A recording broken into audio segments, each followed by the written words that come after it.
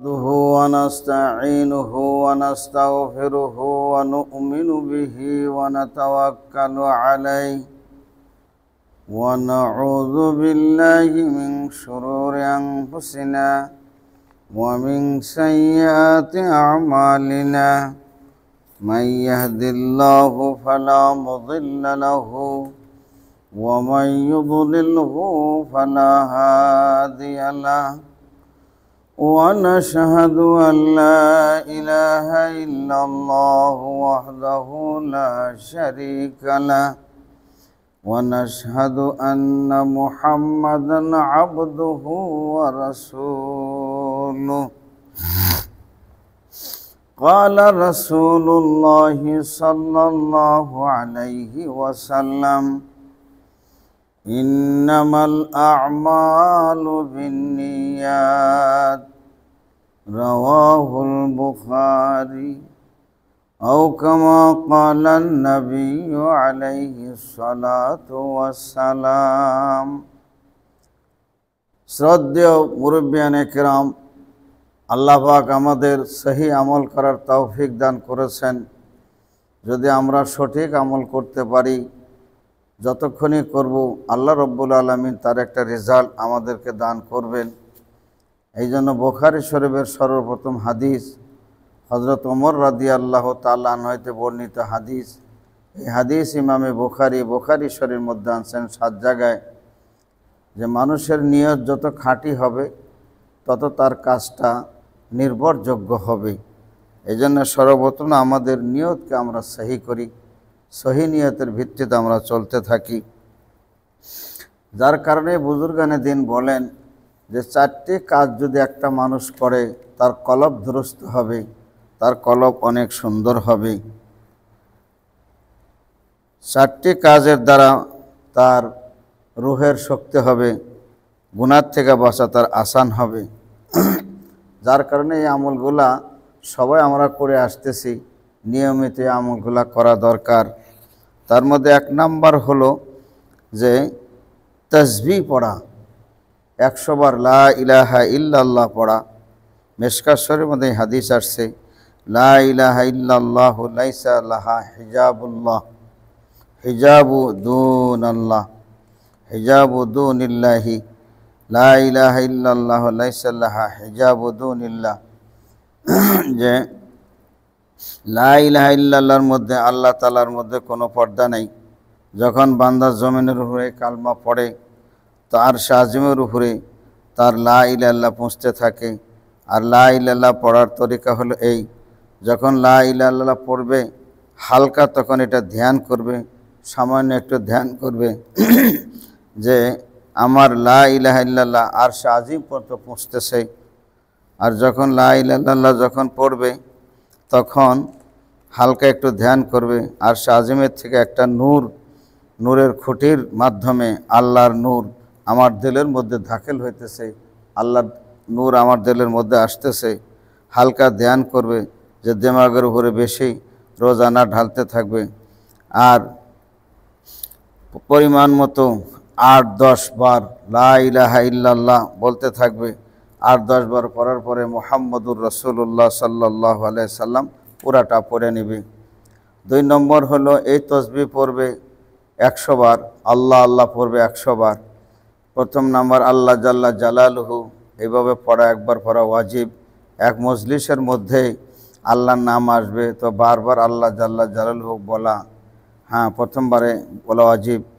মুহাব্বতের সাথে আল্লাহর নাম নিবে আর চিন্তা করে থাকবে যে এক জবানে আমার মুখের মধ্যে আর এক জবান আমার দিলের মধ্যে, এই দুইটার সঙ্গে যখন আল্লাহর নাম বের হয়ে আসবে তখন তার রগরেশা, তখন তার লোম বাল ইত্যাদি তার নামগুলো বের হয়ে আসবে। হালকাভাবে ধ্যান করবে যে দিমাগের উপরে বেশিতে বেশি রোজানা ঢালতে থাকবে আর মাঝে মধ্যে কখনো এইগুলা পড়তে থাকবে।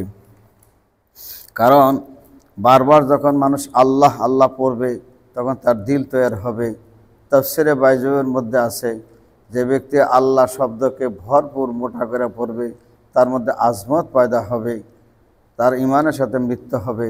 আল্লাহ রব্বুল আলামিন তাকে আল্লাহর নিজ দায়িত্বে তাকে ভেস্তের মধ্যে ঢোকাবেন। 3 নম্বর এক তসবিহ আছে যে বারবার ইস্তেগফার পড়া চাই, আল্লাহর কাছে গুনাহ মাফ চাওয়া চাই। হাদিস শরীফের মধ্যে আছে আন আব্দুল্লাহ ইবনে আব্বাস রাদিয়াল্লাহু তাআলা আনহু মান লাজিমাল ইস্তিগফারা জাআলাল্লাহু লাহু মিন কুল্লি দাইকিন দীকিন দাইয়িকিন মান লাজিমাল ইস্তিগফারা মিন কুল্লি দীকিন মিন কুল্লি হাম্মিন ওয়া ফারাজাহু।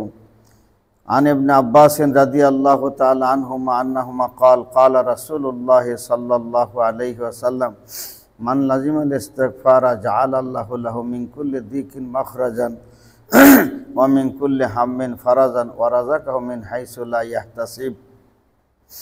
যে কোনো মানুষ যদি খুব গুরুত্বের সাথে ইস্তিগফার পড়ে তো রব্বুল আলামিন তাকে 3টা পুরস্কার দান করবেন। 1 নম্বর হলো সংকীর্ণ জীবনকে রব্বুল আলামিন বড় করে দিবেন।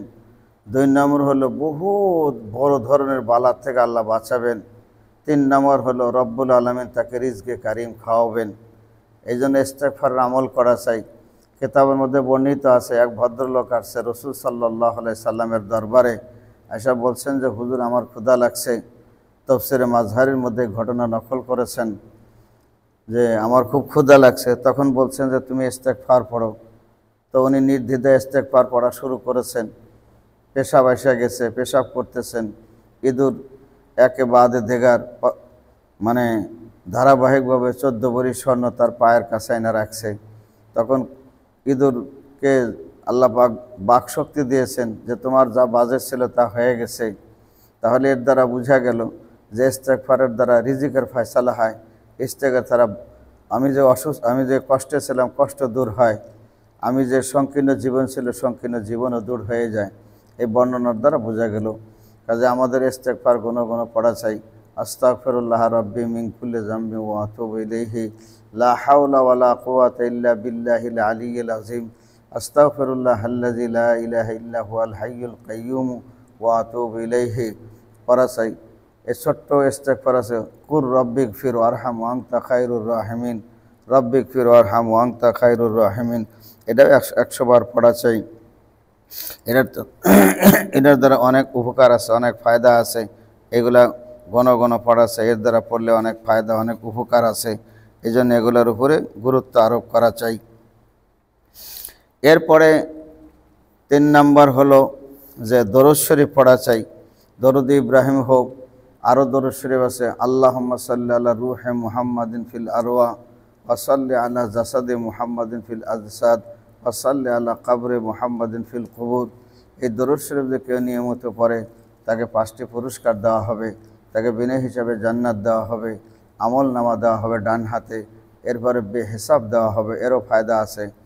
এরপরে আমাদের বুজুর্গানে দিন তিনি বলেন, হাদিস শরীফের মধ্যে বর্ণনা আছে যে সাল্লাল্লাহু আলা নবিয়িল উম্মি, সংক্ষিপ্ত দরুদ শরীফ পড়া, সংক্ষিপ্তভাবে পড়া চাই। আমাদের বুজুর্গানে দিন বলেন যে মানুষ যখন দরুদ শরীফ পড়বে তখন সে রওজার দিকে খুব ধ্যান করবে, রওজার দিকে সে মোতাওয়াজ্জহ হবে।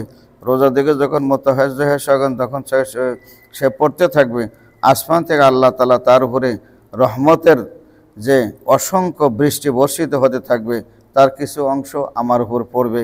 এই জন্য দরুদ শরীফ পড়া চাই। এই জন্য আমাদের বুজুর্গানে দিন বলেন, হাদিস শরীফের মধ্যে আছে যে দরুদের দোয়ার আগে এবং পরে দরুদ শরীফ পড়লে দোয়া কবুল হয়। আর যার দরুদ শরীফ বেশি আছে হুজুরে পূর্ণ সাল্লাল্লাহু আলাইহি সাল্লামের সাথে তার দিদার নসিব হবে। কুতুব আলম রশিদ আহমদ গাঙ্গাহি রহমাতুল্লাহ আলাইকে একজন প্রশ্ন করেছে যে হুজুর ইস্তেগফার আগে পড়ব না দরুদ শরীফ আগে পড়ব? তো রশিদ আহমদ গাঙ্গাহি রহমাতুল্লাহ আলাই বলেন যে তোমার কাপড়ের মধ্যে ময়লা লাগছে, হ্যাঁ তুমি কাপড়ের ময়লাটা আগে পরিষ্কার করবা না কাপড়ের মধ্যে আতর আগে লাগাবা? তো বোঝা গেল যে কাপড়টা আগে পরিষ্কার করতে হবে, এরপরে আমার আতর লাগাইতে হবে। তো দরুদ শরীফের আগে ইস্তেগফার পড়তে হবে, ইস্তেগফার পড়ার দ্বারা ফায়দা হবে। এই জন্য এই উল্লিখিত আমলগুলো যদি মানুষ করে তাহলে তার রুহের মধ্যে শক্তি আসবে, সে গুনার জুলম আর তার অন্ধকারের থেকে সে বাঁচবে। আল্লাহ আমাদেরকে এই আমলগুলো করার তৌফিক দান